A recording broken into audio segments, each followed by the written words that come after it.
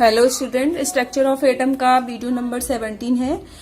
Last video में हमने magnetic quantum number, चुंबकीय क्वांटम संख्या के बारे में पढ़ा था। आज हम पढ़ेंगे स्पिन क्वांटम नंबर के बारे में, चक्रण क्वांटम संख्या जिसे कहते हैं। तो देखिए स्पिन क्वांटम नंबर क्या बताता है। ये चौथा क्वांटम संख्या है हमारा।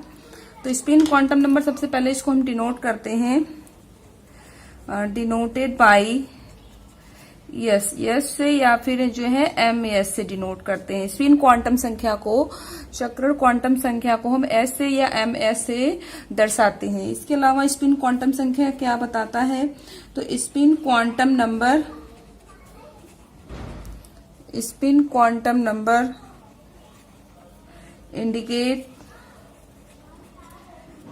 Indicates spin off electron. Spin quantum संख्या जो है इलेक्ट्रॉन के स्पिन को दर्शाता है। स्पिन ऑफ इलेक्ट्रॉन्स इन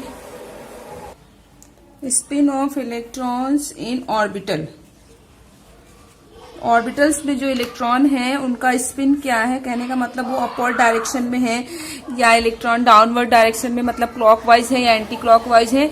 इस बात को जो है स्पिन क्वांटम संख्या इलेक्ट्रॉन के स्पिन को दर्शाता है। तो देखेंगे इसको हम, वैल्यू इसकी क्या होगी।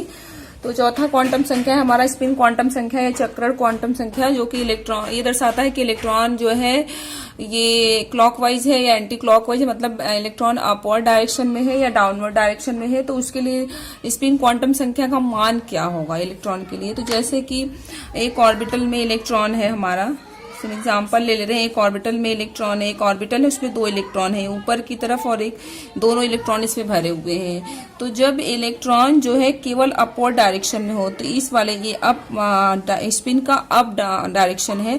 जब इलेक्ट्रॉन अपवर्ड डायरेक्शन में हो तो इसके लिए S की वैल्यू कितनी होती है, +1/2। जब इलेक्ट्रॉन अपवर्ड डायरेक्शन में हो तो S की वैल्यू यानी स्पिन क्वांटम संख्या का मान +1/2। और यदि इलेक्ट्रॉन डाउनवर्ड डायरेक्शन में हो तो इसके लिए स्पिन क्वांटम संख्या का मान क्या होता है, -1/2। तो सिंपली आप यूं कह सकते हैं कि यदि इलेक्ट्रॉन अपवर्ड डायरेक्शन में है, तो इलेक्ट्रॉन जब अपवर्ड डायरेक्शन में, इलेक्ट्रॉन की जो स्पिन होगी वो अप होगी, अप स्पिन होगा, अपवर्ड डायरेक्शन में स्पिन होगा। तो इसके लिए स्पिन क्वांटम संख्या का मान +1/2।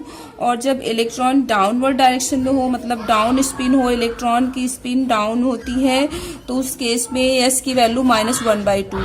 और जब इलेक्ट्रॉन डिसाइड ना हो ऑर्बिटल में कि इलेक्ट्रॉन एग्जैक्टली कहाँ पर है, तो उस केस में जो है मतलब इलेक्ट्रॉन की, हमें नहीं मालूम कि ऑर्बिटल में कितने इलेक्ट्रॉन हैं, बट हमें स्पिन क्वांटम संख्या का मान निकालना है। तो उस केस में S की वैल्यू +-1/2। जब मतलब क्लियर ना हो कि हम इलेक्ट्रॉन अपवर्ड है या डाउनवर्ड, मतलब इलेक्ट्रॉन ऊपर की तरफ है या फिर नीचे की तरफ है इलेक्ट्रॉन का स्पिन, तो उस केस में S की वैल्यू +-1/2 होती है। क्लियर। तो इतनी चीजें याद रखनी। तो सब बहुत ही आसान, सबसे आसान स्पिन क्वांटम संख्या का मान निकालना है। अब हम कुछ एग्जांपल्स करेंगे जिससे हमें ये क्लियर हो जाएगा कि मतलब चारों क्वांटम संख्याओं का मान कैसे निकाला जाता है। तो ये हो गया, that is for upward direction. एक बार फिर से यहाँ पे लिख लेंगे, अपवर्ड डायरेक्शन में जब इलेक्ट्रॉन जो है अपवर्ड डायरेक्शन में हो, और यहाँ पर जब इलेक्ट्रॉन डाउनवर्ड डायरेक्शन में हो, जब इलेक्ट्रॉन डाउनवर्ड डायरेक्शन में हो तब उसके लिए। और यहाँ पर जबकि इलेक्ट्रॉन डिसाइड ना हो, when electron are not decided in orbital, electron जब ऑर्बिटल में डिसाइड ना हो उस केस के लिए। तो नेक्स्ट हमारा टॉपिक होगा that is calculation of quantum number. तो कैलकुलेशन या कुछ examples, calculation of quantum number. Quantum number का कैलकुलेशन हमको करना है, तो हम कुछ एग्जांपल्स लेंगे और फिर हम कैलकुलेशन करेंगे चारों क्वांटम नंबर्स। यहाँ पर हम चारों क्वांटम नंबर की बात करें, दैट इज N, उसके बाद L, और थर्ड है M, और फोर्थ है S। हमें चारों क्वांटम संख्याओं के मान निकालने हैं। तो एग्जांपल लेंगे, जैसे सिंपल सा एग्जांपल ले लिया हमने 2s1। अब इसके लिए हमें चारों की वैल्यू निकालनी है। तो N = 2 और S का मान कितना हो जाएगा भाई, हमने बताया कि L की वैल्यू आप बिल्कुल इसको दिमाग में रखिए कि L के लिए यदि L बराबर 0 होगा तो S होगा, L बराबर 1 होगा तो P होगा, L बराबर 2 होगा तो डी होगा, एल बराबर 3 होगा तो एफ होगा। तो एस है, यदि हमारा सबसेल एस है तो हमारा जो एल की वैल्यू हो जाएगी तो एल बराबर 0। अब एम निकालना है, तो एम निकालने के लिए फॉर्मूला बता रखा है हमने, 2l + 1 होता है। इस फॉर्मूले से निकाल लेंगे तो 2 × l की जगह पे 0 + 1 हमारा 1 आ गया, मतलब एक ऑर्बिटल होगा और m की वैल्यू क्या हो जाएगी, l वाले से प्लस l, 0 माइनस l वाले से वैल्यू हमारी 0 यहाँ पर, यानी कि m = भी क्या हो गया, m बराबर भी 0 हो गया।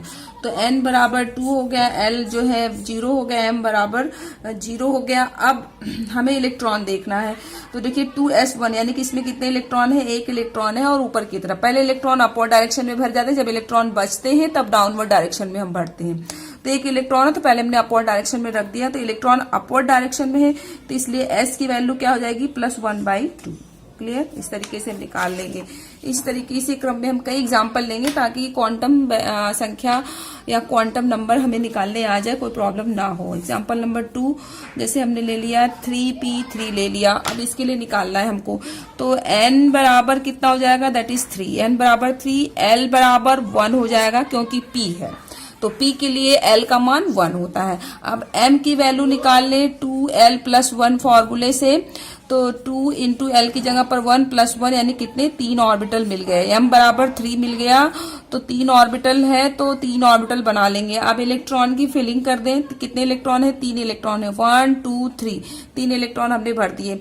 अब दूसरी m की वैल्यू हम निकाल लेंगे और उस फॉर्मूले से +l, मतलब m बराबर हमने क्या बता रखा है, +l, 0 एंड -l, तो l की वैल्यू कितनी आई थी, 1 थी, तो दैट इज +1 0 -1, तो +1 0 एंड -1, तो m = कितना हो जाएगा, फाइनली m बराबर हमारा जो तीसरा इलेक्ट्रॉन है, इसमें 3 इलेक्ट्रॉन है बट हम यहाँ पर 3p3 का मतलब है कि हमें तीसरे इलेक्ट्रॉन के लिए क्वांटम संख्या का मान निकालना है।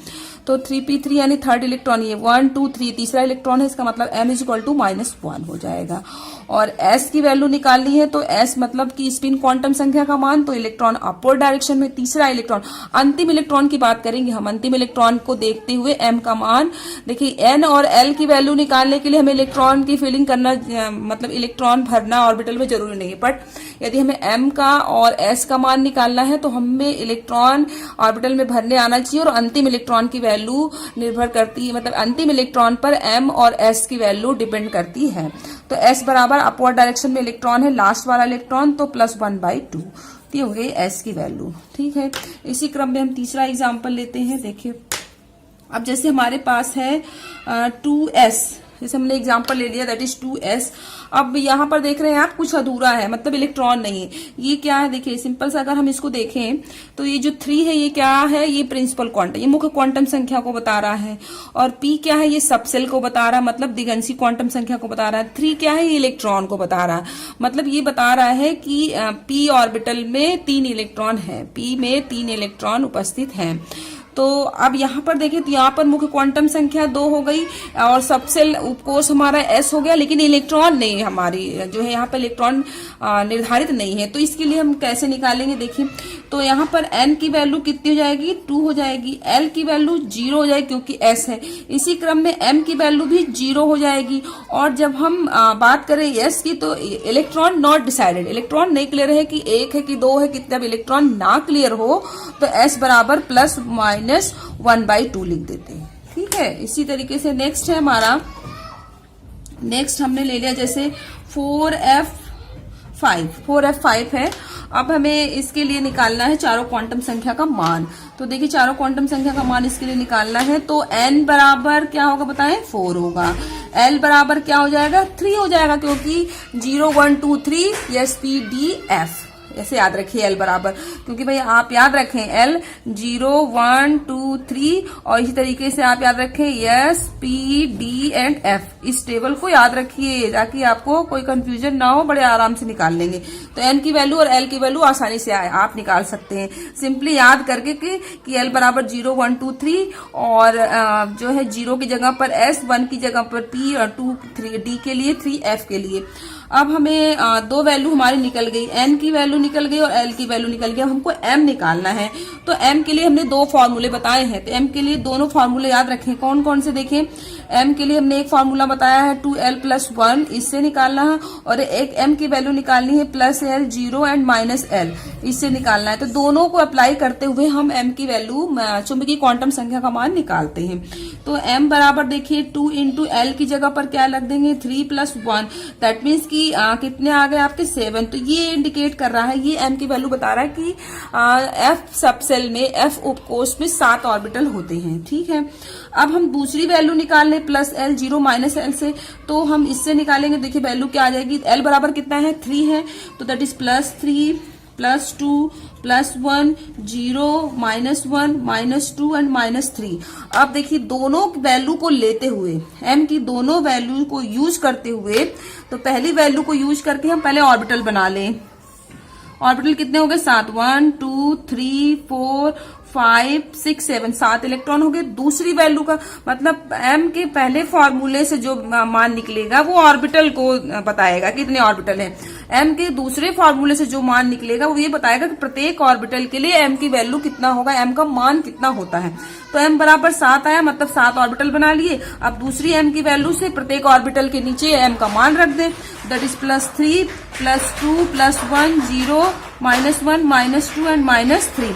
अब m बराबर कितना होगा ये हम कैसे निर्धारित करेंगे, पहले इलेक्ट्रॉन भर लें। पहले हम इलेक्ट्रॉन भरेंगे। देखिए कितने इलेक्ट्रॉन है, 5 है, 1 2 3 4 5 इलेक्ट्रॉन है। पांचवा इलेक्ट्रॉन, ये अंतिम इलेक्ट्रॉन कहाँ पर आ रहा है -1, मतलब पांचवा इलेक्ट्रॉन जिस ऑर्बिटल में आ रहा है उसके नीचे वैल्यू क्या हो गई -1। तो सिंपली हम कह सकते हैं कि m का मान कितना हो जाएगा, दैट इज -1। m की वैल्यू कितनी हो गई -1। अब s की वैल्यू निकालनी है, तो इलेक्ट्रॉन देख लीजिए, लास्ट इलेक्ट्रॉन अपवर्ड डायरेक्शन में है, मतलब +1/2 इस तरीके से। ठीक है, नेक्स्ट अगला एग्जांपल लेते हैं हम, और एग्जांपल लेते हैं ताकि क्वांटम संख्या में बिल्कुल एक्सपर्ट हो जाना है हमें क्वांटम नंबर निकालने। क्यों, क्योंकि एग्जाम में भी ये पूछा जाता है और साथ में आपके कंपटीशन के पॉइंट ऑफ व्यू से वेरी इंपॉर्टेंट टॉपिक है ये।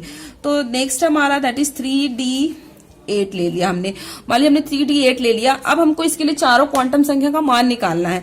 तो फर्स्ट ऑफ ऑल n = 3 हो गया एंड l = 2 हो गया। सिंपली पहले हम n और l का मान विदाउट टेंशन निकाल लेंगे कि n बराबर 3 हो जाएगा, l बराबर 2 हो जाएगा। अब हमको m की वैल्यू निकालनी है, दोनों फॉर्मूले से निकालेंगे। पहले m बराबर 2l+1, तो फॉर्मूले 2 × 2 + 1 दैट इज 5 ऑर्बिटल हो गया।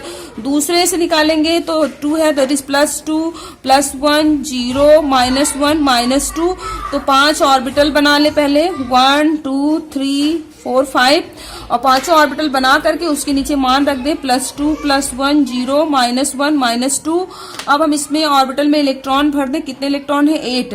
देखिए हमको मतलब n की वैल्यू निकालनी, देखिए स्टेप बाय स्टेप। सब फर्स्ट ऑफ ऑल पहले n की वैल्यू निकालनी, फिर l की वैल्यू निकालनी, फिर m की वैल्यू, दोनों फॉर्मूले से m का मान निकाल करके फिर ऑर्बिटल बनाना है। ऑर्बिटल के नीचे सारी वैल्यूज को रख देना है, फिर उसमें इलेक्ट्रॉन भरने हैं। जैसे 8 इलेक्ट्रॉन तो 1 2 3 4 5, पहले सभी में एक एक इलेक्ट्रॉन भरने हैं, तब हमको इलेक्ट्रॉनों की पेयरिंग करनी है। तो 1 2 3 4 5, फिर यहाँ पर छठवां इलेक्ट्रॉन ये होगा 6 7 और 8। तो 8वां इलेक्ट्रॉन जहां पर आ रहा है उस ऑर्बिटल के नीचे आप देखेंगे m का मान कितना है 0। दैट मीन्स कि m की वैल्यू क्या मिल गई आपको, फाइनली m बराबर 0 मिल गया। m की वैल्यू कितनी हो गई 0। अब हमको s का मान निकालना हो, तो इलेक्ट्रॉन डाउनवर्ड है। देखिए 1 2 3 4 5 6 7 8, ये वाला इलेक्ट्रॉन 8वां है। जब इलेक्ट्रॉन नीचे की तरफ, जब इलेक्ट्रॉन का स्पिन डाउनवर्ड डायरेक्शन में हो, तो s की वैल्यू -1/2 हो जाएगी।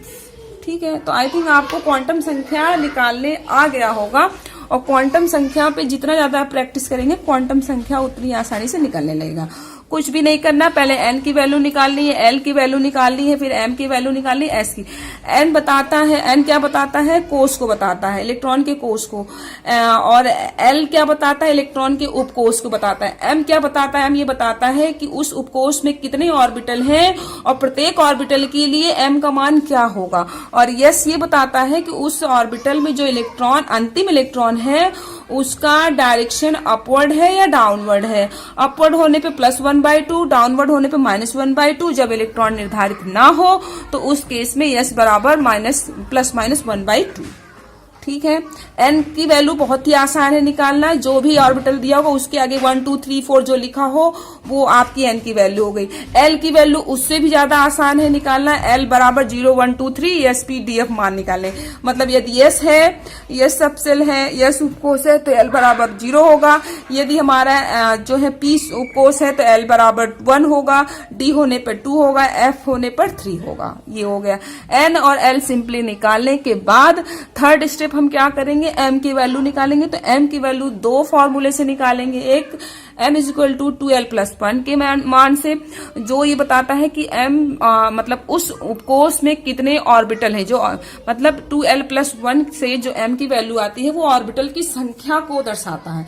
फिर हम m बराबर प्लस l 0 माइनस l से निकालेंगे, जो प्रत्येक ऑर्बिटल के लिए m की वैल्यू को बताता है।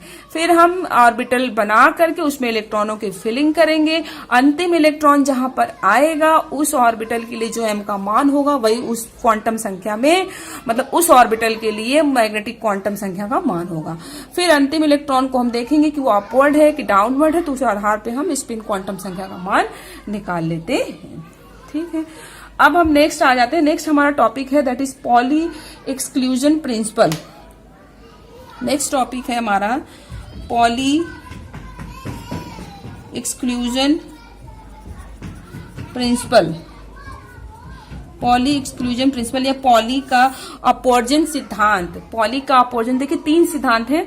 अगला टॉपिक हमें इलेक्ट्रॉनिक विन्यास के ऊपर पढ़ना है कि कैसे हम जो है किसी भी एलिमेंट का तत्व का इलेक्ट्रॉनिक विन्यास कैसे करते हैं। तो उसके लिए 3 साइंटिस्ट है, तीनों ने अलग अलग नियम दिए।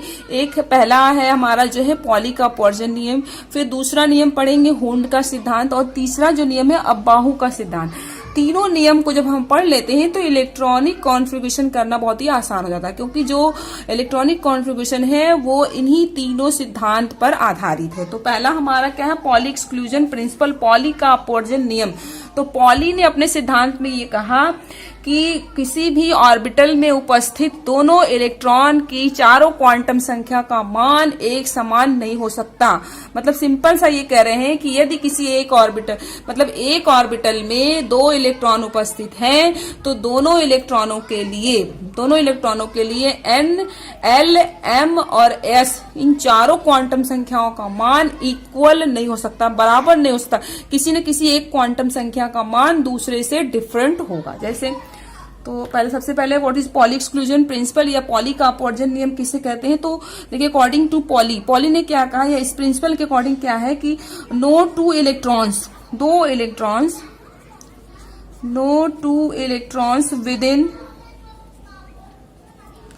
within the same atom can